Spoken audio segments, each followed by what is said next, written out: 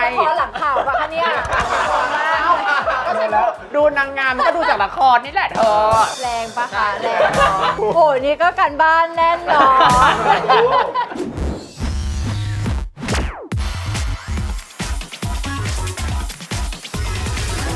สวัสดีครับผมอาร์มแชร์วันนี้นะครับผมจะพาทุกๆคนนะครับผมมาเจอกับอแมนดาออฟดัมนั่นเองนะครับวันนี้นะครับผมนัดเขามาเจอนะครับที่ SF Cinema The Mall ท่าพระนะครับผมตอนนี้ก็ใกล้เวลานัดแล้วรออีกแป๊บหนึ่งจะได้เจอกับเขานะครับแต่ว่าตอนนี้ผมสั่งเครื่องดื่มมาให้เขาแล้วนะครับก็รอรับเครื่องดื่มนะครับตอนนี้อยู่ที่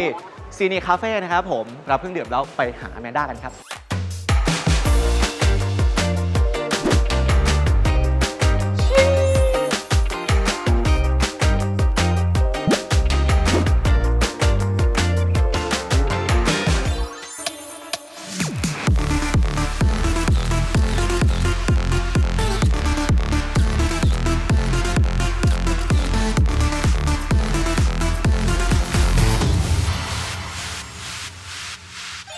ครับผมและตอนนี้นะครับผมก็อยู่กับน้องสาวสุดสวยแล้วนะครับอแมนดาชลิสาออฟดัมสวัสดีค่ะสวัสดีค่ะสวัสดีครับก่อนอื่นสารภาพก่อนเลยว่าตื่นเต้นมากโคตรตื่นเต้นเอาจริงๆเขาบอกแมนด้าไปแล้วว่าปกติก็จะคุยเล่นสัมภาษณ์เล่นเกมกับแบบเด็กๆ GMMTV อะไรเงี้ยนานๆทีจะได้ออกมาสัมภาษณ์แบบว่าคนอื่นๆที่แบบไม่ค่อยได้รู้จักไม่ค่อยได้คุ้นเคยอะไรเงี้ยแต่ว่าได้ค่ะดีค่ะเราจะได้รู้จักกันเพิ่มมากขึ้นค่ะคำแรกอยากบอกเลยครับสวยครับโอ้ยขอบคุณวายอค่ะขอบคุณสวยครับเพราะปีที่แล้วก็ติดตามดูอยู่นะครับก็คือสวยทุกชุดแล้วก็สร้างปรากฏการณ์ให้แบบประเทศไทยเยอะมาก Thailand 27-year-old Amanda is an advocate for mental health education. She wants to leave her mark on the world and recently Thailand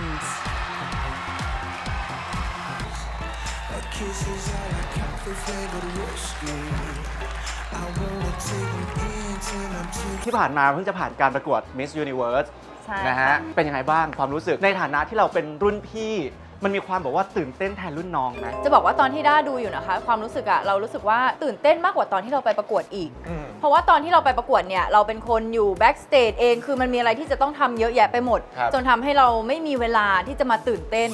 เพิ่งรู้สึกว่าตื่นเต้นตอนแบบแป๊บเดียวก่อนขึ้นเวทีแต่ปีนี้เนี่ยเรามีเวลามานั่งเตรียมตัวตื่นขึ้นมาอาบน้ำเปิดทีวีรอน้องประกวดแต่งหน้าก็แล้วก็ยังไม่7 โมงเช้าเราก็เลยรู้สึกว่าแบบมันเริ่มเหงื่อออกแล้วนะเริ่มตื่นเต้นแล้วนะเมื่อไหร่จะมาแล้วเมื่อคืนได้มีโอกาสเข้าไปดูในช anel ของอแมนด้านะเพราะว่าทำ YouTube อยู่ด้วยก็จะมีเห็นมีคลิปที่แบบช่วยน้องแอนจัดกระเป๋าแล้วก็มีคลิปที่แบบว่าไลฟ์ตอนดูแบบว่าถ่ายทอดสดด้วยอะไรเงี้ยใช่ค่ะก็มีไปช่วยน้องแอนจัดกระเป๋าแล้วก็สนุกเพราะว่าปีที่แล้วก็ได้ทีมของพี่มี่มิลินมาช่วยจัดกระเป๋าเหมือนกันการออแกไนซ์ต่างๆก็เลยมีความคล้ายๆกันก็เลยเหมือนเข้าไปบอกน้องว่าถ้ามันมีสถานการณ์นี้เราจะต้องทำยังไงแล้วมันมีสถานการณ์อะไรที่เป็นแบบโหดๆไหมหน้างานว่าเราไปถึงปุ๊บอันนี้ไม่ได้เตรียมมาไม่คิดว่าจะเจออะไรเงี้ยมันมีเหมือนแบบเขาบอกว่าค็อกเทลวันนี้ให้ใส่ค็อกเทลสั้นเราก็โอเคค็อกเทลสั้นเปิดแฟ้มมาโอเคค็อกเทลสั้นเปิดประตูออกไปเพื่อนลากลาตียาวมาหมดเลยเราก็ใช่เราก็ปิดประตูค่ะเราก็เปิดแฟ้มสิคะ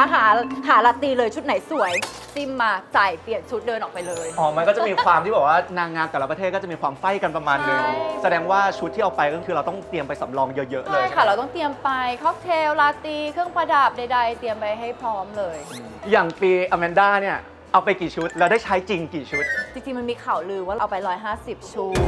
ดถ้า150ชุดจริงต้องแบกกระเป๋าไปกี่ใบเยอะอยู่แล้วถ้าเกิดจริงๆคือเอาไปกี่ชุดครับจำไม่ได้ค่ะพูดตรงๆจำไม่ได้แต่ว่าเราก็พยายามใส่ให้มากที่สุดนะบางวันเหมือนพักเที่ยงเสร็จเขาให้ขึ้นไปข้างบนเราเปลี่ยนชุดเป็นอีกชุดนึงลงมาเลยวันนี้ที่อยากชวนอแมนด้ามาก็คือ1พูดถึงเรื่องนางงามแหละเพราะว่าตอนนี้มันเป็นกระแสในประเทศไทยเพราะมันเพิ่งจะผ่านการประกวดไปแต่ว่าพอยต์หลักๆเลยที่อยากพามาเจอก็คือจริงๆตอนนี้อยากแบบผันตัวเป็นคนปั้นนางงามอยากส่งนางงามเข้าประกวดใช่แล้วก็มีรุ่นน้องในจิม MTV คนนึงเนี่ยเขาบอกพี่อาร์มหนูอยากเป็นนางงามมากอยากประกวด MUT ก็เลยจะพามาให้อแมนด้าเจอก่อนแล้วก็ดูทรงว่าแบบพอจะปั้นเป็นนางงามได้หรือเปล่าหรือว่าต้องมีอะไรต้องเทรนด์พิเศษ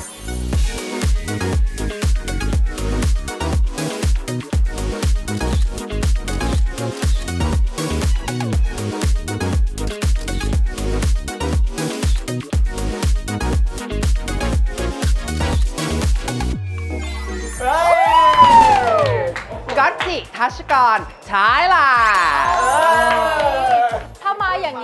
เอามงไปเลยสิคะ อ๋อได้เลยเหรอ อะไรนะ ลิปติดฟันเหรอ ลิปติดฟันแม่เดี๋ยวมานะ สวัสดีจ้า สวัสดีค่ะ สวัสดีจ้า สวัสดีจ้า อยากจะเข้าประกวด ถึงมาทรงนี้ก็มงนะ ได้เหรอ ไม่มีใครต้านได้เลยนะ ยาต้านได้ ยาต้าน ไม่แต่ว่าเมื่อกี้ออกมากระเทยชอบเล่นกันมากแบบแนะนำตัวแบบนางงาม ค่ะ เขามีทริคหรือว่ามีเป็นคอนเซปต์ไหมหรือว่าเป็นอะไรยังไงไหม สมมติว่าเอาจริงๆแล้วดูมาหลายปีเหมือนกันคำว่าไทยแลนด์สเตรสไม่เหมือนกัน พูดไม่เหมือนกัน บางคนแบบขึ้นสูงไทยแลนด์บางคนแบบไทยแลนด์อย่างเงี้ยมันมีปะ ไม่มีค่ะไม่มีทริคว่าแบบมันจะต้องเป็นอย่างนี้นะ โทนนี้นะ แต่ว่าเอาที่เรามั่นใจเลย เราไปอยู่ตรงนั้นอ่ะเราไม่สามารถมาคอนโทรลความรู้สึกหรือว่าการเปล่งเสียงของเราได้อยู่แล้ว ไปตรงนั้นมั่นใจแบบไหนพูดไปเลย อย่างของด้าปีแนะนำตัวได้นั้นมันยังไง ไม่ได้จะไม่ทำนะ มามึงมา แต่ว่าขอเตรียมตัวก่อน ไม่ได้จะไม่ทำนะ จริตมันต้องมา ต้องมานะ แม่ โอเค3 2 1 Amanda Shalisa of them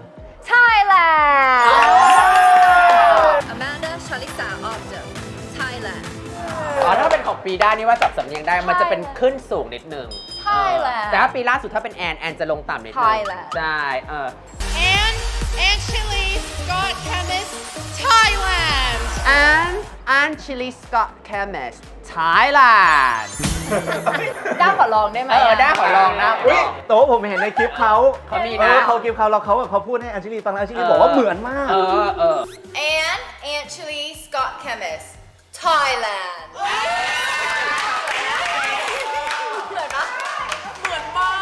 มันต้องเป็นแบบ Australian accent โอเค ยังไง โอเค3 2 1 And Chile Scott Chemist Thailand เป็นคอย Thailand ขอถามย้อนกลับไปตอนอแมนด้าเข้าไปอยู่ในกอง ค่ะ นิดนึงแล้วกันว่าพอเข้าไปถึงอะบรรยากาศตอนนั้นอะมันยังไงบ้างเรารู้สึกยังไงบ้าง วันแรกก็เราควอลันทีนต้องไปอยู่ตัวคนเดียวเราก็เฮ้ยมันจะเกิดอะไรขึ้นมันเต็มไปด้วยแบบความตื่นเต้น แต่ว่าวันต่อมาวันที่เราเจอเพื่อนๆนะคะมันสนุกมากเลยนะ อยากจะบอกทุกคนว่าการไปประกวดนางงามสำหรับตัวด้าเองประสบการณ์ตัวเองนะมันสนุกมาก มันเหมือนเราเข้าแคมป์กับเพื่อนผู้หญิงหลาย ๆ คนใช่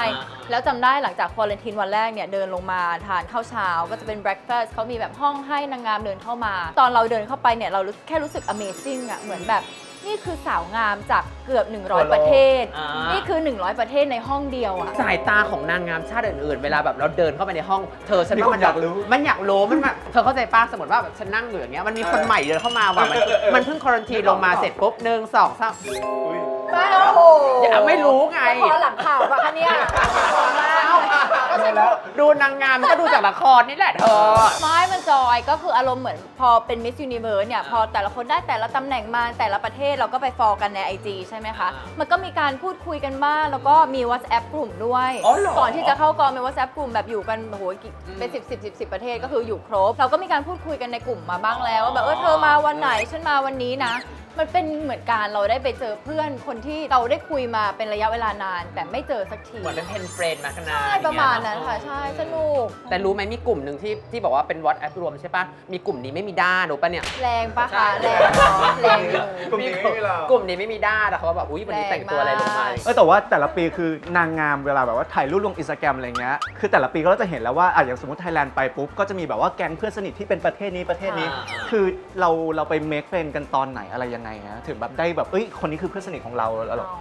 สำหรับตัวด้าเองเนี่ยคนที่สนิทสุดก็น่าจะเป็นรูเมทสิงคโปร์ค่ะเพราะว่ามีการใช้เวลาด้วยกันเยอะเวลากลับมาจากการทำกิจกรรมเราก็มานั่งคุยกันบนเตียงแบบสนุกสนานค่ะมันยากนะคะที่ในระยะเวลาสั้นๆนั้นนะเราจะทำความรู้จักกับทุกคนได้มันก็มีแบบพูดคุยเล็กๆน้อยๆแล้วแต่ว่าดวงเราจะได้ทำกิจกรรมกับใครมากที่สุดแค่นั้นเอง นางงามเขาตีกันมาในห้องบางที เรารู้ไหมว่าอุ้ยอีห้อง 3 2 1 มันตีกันวันเนี้ยอุ้ยทำไมแล้วมัน สนุก มันแย่งกันเนี่ยมันชุดมันแบบอย่างนั้นน่ะ ไม่หรอกไปเข้าแคมป์ทุกคนเหมือนอยู่บนเรือลำเดียวกันอ่ะมัน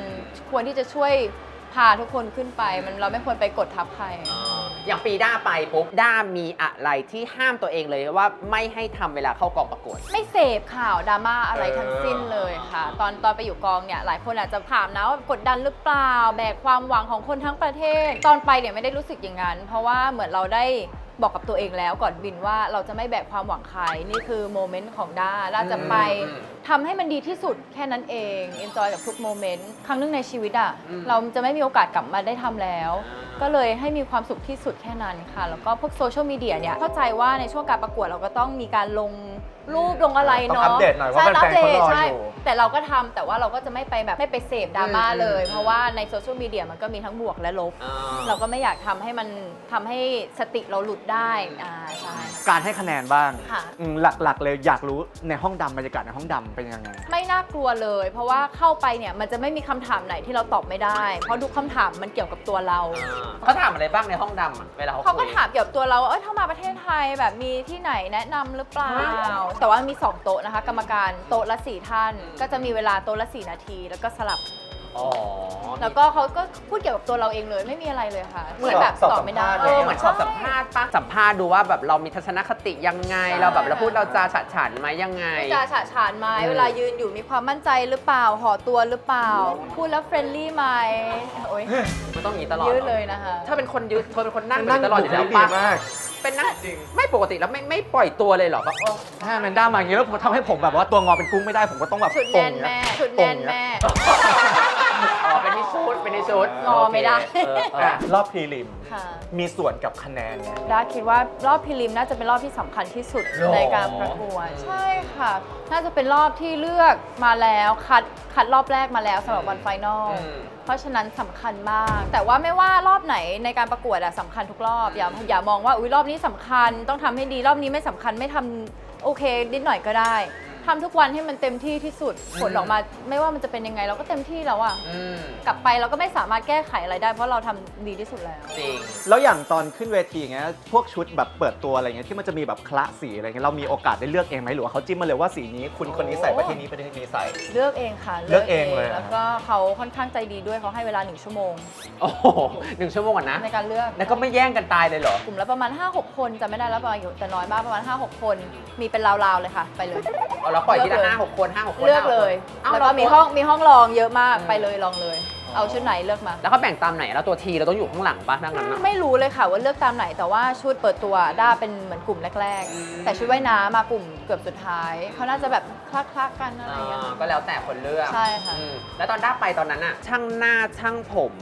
มีเอาไปปะ ไม่ อันนี้อยาก ค่ะ รู้ เขาไม่ให้เอาไปใช่ ไม่ ปะ ค่ะไม่ อืม จริงๆอ่ะมีแม่เอมแล้วก็พี่กี้คนที่แบบอยู่ในทีมหนูอยู่แล้วที่ไปแต่ว่าไปเหมือนไปเชียร์แต่พอเราเข้ากองแล้วเนี่ยก็คืออยู่คนเดียวเลย ก็ต้องแต่งหน้าทำผมเองทุกอย่างจริง คือข้างหลังแบ็กสเตจก็คือต้องเป็นช่างของกองเท่านั้น ถูกต้องค่ะถูกต้อง แล้วเราก็เป็นคนเลือกเองว่าเราจะแต่งเองหรือว่าให้เขาแต่งให้หรือ ถู เป ก ล่า ค่ะใช่ อ๋อ เขามีช่างแต่งหน้าทำผมให้ อ๋อ วันรอบพรีลิมและรอบไฟนอลจะมีเป็นห้องแยกไปต่างหากสำหรับช่างหน้าช่างผม อืม แล้วนางงามเนี่ยก็จะมีสเตชันเป็นของตัวเองเลือกเลยจะแต่งหน้าเองหรือว่าให้ช่างทำให้ โอ้เลือกได้ ได้ แต่ว่าใครแต่งเก่งแต่งมั่นใจและแต่งเราก็คือแต่งไปเอง ใช่ค่ะ อืม แล้วอย่างปีอแมนด้าไปเนี่ยแต่งเองไหมครับ แต่งเองค่ะ ทั้งหน้าทั้งผม แต่งหน้าเองทุกวันตั้งแต่วันเข้าประกวดจนวันสุดท้าย โห วันไฟนอล อืม วันไฟนอลก็แต่งเอง แล้วผ แต่ มก็ได้เองไหม ผมทำเองตลอดยกเว้นรอบพรีลิมมวยต่ำ อืม เพราะว่าเรารู้ว่าเราเป็นคนที่มวยต่ำได้แต่มันไม่เนี้ยบ อ่า ไม่เลือกอธิบายนะคะเซฟรูป อ๋อแล้วให้เขาดู เซฟมีประมาณ 10 รูปเดินไปเลยค่ะ เอาแบบนี้ เราจะไม่มาอธิบายเพราะเขามาจากทีมมิวบ้าค่ะเพราะเขาเป็นคนลาตินเราก็พูดแหล่งสเปนิชไม่ได้ แหลง ชอบคำว่าแหลงแหลงสเปนิชป่ะ ไม่ได้ อืมอ่ะอย่างนี้สมมติว่าถ้าเขาแบบมาจากชาติไหนเขาก็จะแบบว่าเฮ้ยทำให้ชาตินั้นสวยไหม เออ หรือว่าอะไร มีไหม อย่างนี้ คิดว่าไม่ค่ะ เพราะว่านี่คือหน้าตาของเขาเหมือนกัน นี่คือหน้าที่การงานของเขา อ๋ออ่า มันก็เป็นโปรไฟล์ของเขาด้วยได้ว่าไม่มีหรอกที่แบบอุ้ยไม่ชอบประเทศนี้จะทำให้เขาแบบไม่สวยแกงดีกว่า แล้วเขาลูกไปลงอ่ะเขาก็โดนนะ ก็โดนด่าว่ามาจากทำจากคนนี้ แบบแฟนนางงามก็จะสืบว่าอ่ะนางงามคนนี้ช่างคนนี้แต่ง ใช่ อุ๊ย ถูก แต่ง ต้อง ไม่ส ค่ะ วย เพราะฉะนั้นก็ เขาก็ต้องสุดฝีมือของเขา ใช่ แต่แบบบางทีมันก็ขึ้นอยู่กับจริตบางทีสุดฝีมือของเขาแต่ว่ามันอาจจะไม่ตรงกับความชอบของเราเราก็ต้องทำเอง สไตล์ไม่เหมือนกันเนาะ สไตล์แต่งหน้าไม่เหมือนกัน เอาลองยกตัวอย่างแค่เกาหลีอะเขาชอบคิ้วตรง แต่ว่าลาตินคิ้วโก่งแค่นี้มันก็ไม่เหมือนกันแล้ว มาเข้าสู่การประกวดของปัจจุบัน ค่ะ เช้าของวันที่ 13 แอคทิวิตี้แรกของเราเลยคืออะไรฮะ โอ้ไม่ได้หลับได้นอนเลยนะคือวันที่ 12 นะตื่นเต้นมากเลยใช่ค่ะ กว่าจะได้นอนก็ตี 2 เพราะว่ามันก็มีการแบบ มันตื่นเต้นอ่ะมันนอนไม่หลับใช่นอนไม่หลับ ตื่นเต้น ตื่นเต้นแทนน้องตื่นเต้นแล้วก็เราก็ตื่นเช้าขึ้นมาค่ะ ก็อยู่กับแม่รอดูด้วยกันใช่รอดูด้วยกันก็แอบเสียใจแหละที่ไทยแลนด์ไม่เข้าแต่ก็เข้าใจว่าน้องทำดีที่สุดแล้วเพราะว่าเราก็เคยอยู่ตรงนั้นได้เชื่อว่าน้องทำดีที่สุดในทุกๆวันอยู่แล้ว เพราะว่าจริงๆเอาจริงๆรู้สึกว่ากรรมการในแต่ละปีหรือว่าวิธีที่เขาคัดเลือกแบบนางงามในแต่ละปี ค่ะ มันไม่เหมือนกันเลยไหมเพราะว่าจริงๆแล้วประเทศไทยเราเคยส่งไปแบบหลากหลายแบบ หลายลุค มก หลายลุค จริงๆเราก็ส่งคนที่เราคิดว่าดีที่สุดไปแค่นั้นเองเราในฐานะคนไทยก็ต้องคอยให้กำลังใจตัวแทนของประเทศเรานะคะเราไม่สามารถไปเดาได้หรอกว่าเขาต้องการคนแบบไหนต้องส่งคนแบบนี้ไป แต่ละปีมันก็ไม่เหมือนกันอยู่แล้ว แค่กรรมการก็ยังไม่เหมือนกันเลย เพราะฉะนั้นแค่ส่งกำลังใจแล้วก็ให้เชียร์แบบไม่ต้องไปสร้างความกดดันให้นางงามค่ะ เดี๋ยวต่อไปผมจะมีคำถามมาถามอแมนด้านิดหน่อยเป็นคำถามที่เราได้ทิ้งไว้ใน IG Story ของ GMMTV แล้วก็ให้แฟนๆเนี่ยได้ถามกันเข้ามาว่าอยากรู้อะไรเกี่ยวกับเรื่องของนางงามกับการประกวดบ้างนะครับ อันแรกนะฮะ คิดยังไงกับคำว่า Real Side Beauty ของแอนชิลีคะ ดีค่ะ มันเป็นแคมเปญที่ดีแล้วก็เป็นสิ่งที่เราควรจะรณรงค์ในสังคมนะคะ เพราะว่ามันเกิดขึ้นมานานแล้วที่เราคิดว่าค่านิยมความสวยเนี่ยมันจะต้องเป็นแบบนี้พิมพ์นิยมแบบนี้ถึงจะสวยเท่านั้นคำว่า real size beauty เนี่ยมาทำให้เราเห็นว่าไม่ว่าคุณจะไซส์ไหน คุณก็สวยได้เหมือนกันในแบบที่คุณเป็น แล้วตอบทำไมเหมือนตอบคำถามนางงามบนเวที เหมือนตอนนี้อยู่บนเวที มงลงไหม ชั่วโมงลงแล้วแหละข้อต่อไปเลยนะครับ ส่วนตัวแล้วอแมนด้าชื่นชอบใครเป็นพิเศษ นอกเหนือจากท็อป 16 ก็ต้องมีประเทศไทยอยู่แล้วนะคะ ก็อยากให้น้องได้เข้าท็อป 16 แต่ว่าถ้าไม่ใช่ประเทศไทยเนี่ยชอบเบลเยียมเป็นพิเศษมากๆ เพราะ สวยมาก สตอรี่ดีมาก ถูกอดอปมาจากประเทศอีธิโอเปีย แล้วล่าสุดเพิ่งไปเจอพ่อมา ก็คือเป็นแบบเป็นสตอรี่ที่เราเห็นแล้วเรารู้สึกว่าโอ้โหตอนเขาเดินออกมารอบพรีลิมก็คือ ว้าว สวย สวย สวย สวย ตะโกนเลย นะข้อต่อไปนะครับ ความรู้สึกตอนที่แอนชิลีไม่เข้า 16 คนของอแมนด้าเป็นไงบ้าง หุยก็เสียใจค่ะ เสียใจเพราะว่าเราก็อยู่กับน้องมาช่วงที่น้องประกวดที่ Miss Universe Thailand เราก็เหมือนได้ใกล้ชิด เราเห็นถึงความตั้งใจของน้องความพยายามของน้องไปถึงตรงนั้นแล้วเนี่ยเราก็อยากจะให้น้องได้เข้ารอบลึกๆ เพราะว่าน้องเขาตั้งใจมาก แต่ว่าพอไม่เข้าเราก็เสียใจ แต่ก็ไม่เป็นไรค่ะ เพราะว่าอย่างน้อยใน Real Size Beauty ก็ได้ไปถูกกลับผ่านบนเวทีโลกค่ะ ถ้าพี่อแมนด้าย้อนเวลากลับไปได้ พี่มีอะไรในชีวิตที่อยากแก้ไขไหมคะ ไม่ค่ะ ในชีวิตเรามีผิดพลาดกันเยอะอยู่เหมือนกัน แต่ว่ามันเป็นเรื่องปกติ มันคือสิ่งที่ทำให้เราสตรองขึ้น ได้ ได้ เรียนรู้ ใช่ มันทำให้เราเป็นผู้หญิงที่แข็งแกร่งขึ้นมาได้ในทุกวันนี้ เพราะฉะนั้นไม่มีอะไรจำเป็นที่จะต้องไปแก้ไข แค่เราพัฒนาตัวเองในอนาคตและการใช้ชีวิตค่ะ ข้อสุดท้ายนะครับ เป้าหมายต่อไปหลังจากเป็น MUT อยากทำอะไรคะ เหมือนตอนนี้เราก็ move ได้ว่าเราอยากจะไปในทิศทางไหนใช่แต่ก็มีคุยมีผู้ใหญ่คุยไว้แล้วบ้างค่ะว่าอาจจะมีงานแสดง อ่า ในอนาคตน่าจะมีงานแสดงค่ะ น่าจะแบบผันตัวไปเป็นนักแสดงก็อยากให้คนรอติดตามดูแล้วกันค่ะ เดี๋ยวมาอัปเดต เลิศรอดู มันก็จะเป็นภาพที่แตกต่างอีกแบบหนึ่งเพราะว่าเราไม่เคยเห็นอแมนด้าจากการทำอย่างอื่นมาก่อนส่วนตัวนะครับ ค่ะ เพราะว่าเห็นครั้งแรกปุ๊บก็คือการเป็น ประกวดเลย ประกวดนางงามเลย แล้วพอถ้าเกิดพลิกไปปุ๊บเป็นดารานักแสดงก็น่าติดตาม ได้เป็นได้ทุกอย่างแหละห้ามเป็นตลกอย่างเดียวเข้าใจไหมเพราะว่าคนตลกเขามีแล้ว มีแล้ว โอเคค่ะ อ่า ก็คือพี่ป๋อมแปมพี่เจนนี่ก็คือมีแล้วเป็นคนตลก มีแล้ว คนนี้เขาไม่ได้เป็นคนตลกเขาเป็นคนสวย สวยแน่นอนว่าไปดูเล็บเท้าสีเดียวกันแมนด้านะคะ คุณขาคุณเล็บเท้าสีเดียวกันนะคะ ว่าไม่ได้คนสวยเขาทาค่ะ ใช่สุดท้ายแล้วนะครับ อยากให้อแมนด้าเนี่ยฝากถึงคือสาวๆที่แบบว่ามีความใฝ่ฝันว่าอยากจะเป็นนางงาม อยากจะลงประกวดก็คือรวมถึงคนนี้ด้วยอะไรอย่างเงี้ย ค่ะ คือแบบต้องฝึกฝนหรือต้องพัฒนาตัวเองในด้านไหนบ้าง ค่ะก็ฝากถึงน้องๆนะคะ ใครที่มีความคิดว่าอยากจะมาประกวดนางงาม อยากให้มาด้วยใจอ่ะ อยากมาประกวดก็มาพร้อมกับแพชชั่นเลย แล้วก็เป็นตัวของตัวเองนะคะ เพราะว่าเมื่อเราเป็นตัวของตัวเองแล้วมันไม่มีอะไรที่เราจะต้องขอโทษ มาด้วยตัวเองแล้วก็ทำให้ดีที่สุดด้าบอกเสมอว่าไม่ว่าเราจะทำอะไรแล้วเนี่ยขอให้ทำให้ดีที่สุด เพราะว่าไม่ว่าผลมันจะออกมาเป็นยังไงอย่างน้อยเราทำเต็มที่แล้ว เลิศ เพราะฉะนั้นมาด้วยแพชชั่นมาด้วยใจนะคะ เดี๋ยวเป็นกำลังใจให้ โอ้ยได้เลยค่ะรุ่นพี่ ได้ าเดี๋ยวไปทาเล็บให้เป็นสีเดียวกันก็ไปทาแต่เล็บเท้าไม่ได้ทาเล็บมืออืม สุดท้ายแล้วนะครับผมฝากผลงานหน่อยครับ ฝากเนื้อฝากตัวด้วยนะคะ ตอนนี้ก็เหมือนจะผันตัวไปเป็นยูทูบเบอร์รู้สึกว่าการทำคอนเทนต์เนี่ยมันสนุกดียังไงก็สปอนเซอร์เข้ามาได้นะคะ ที่ช่องอะไรครับ Amanda of Dam ค่ะ แล้วก็อาจจะมีงานแสดงในอนาคตตอนนี้ก็อยู่ในกระบวนการที่ผู้ใหญ่กำลังพูดคุยกันอยู่ ยังไงก็ฝากติดตามนะคะ เดี๋ยวถ้ามีอะไรมาอัปเดตมาแน่นอนค่ะ IG Facebook Amanda of Dam ค่ะ เขาทำ YouTube ของเขาอะเขาพูดไปเรื่อยแบบเพลินเลยนะ อย่าตลกคนตลกมันมีเยอะ ลูกค้าเข้าเยอะกว่ารายการของเราอีกแน่จริงจริงจริง แรงมาก ใช่โยกคงเยอะเกินยัง หรอ เห็นเขากินอยู่ โอ้นี่ก็การบ้านแน่นอน วันนี้นะครับต้องขอบคุณแขกรับเชิญของเราด้วยนะครับผมอแมนด้าชลิสาออฟดัมขอบคุณนะครับ ขอบคุณแม่ข้าวจีด้วยนะครับ ขอบคุณค่ะขอบคุณค่ะ และสุดท้ายนี้นะครับ ฝากด้วยนะครับผมอย่าลืมนะครับ กดไลค์กดแชร์กด subscribe YouTube Channel ของ GMM TV นะครับ ผมวันนี้อาร์มแชร์ไปก่อนนะครับ สวัสดีครับ แนะนำตัวให้ฟังหน่อยได้ไหมคะ แล้วก็ แนะ แบบ นำ จบแบบไทยแลนด์ ชื่อตัวเองเลยเหรอฮะ ใช่ค่ะ วีรยุทธ์ เอ อา อ ร์ม เยอะ วีรยุทธ์ มีรยุทธ์ไทยแลนด์แบบมั่นใจแบบ ฉันคือคนในมง หนึ่งสองสามอาร์มวีรยุทธ์จันทร์สุขไทยแลนด์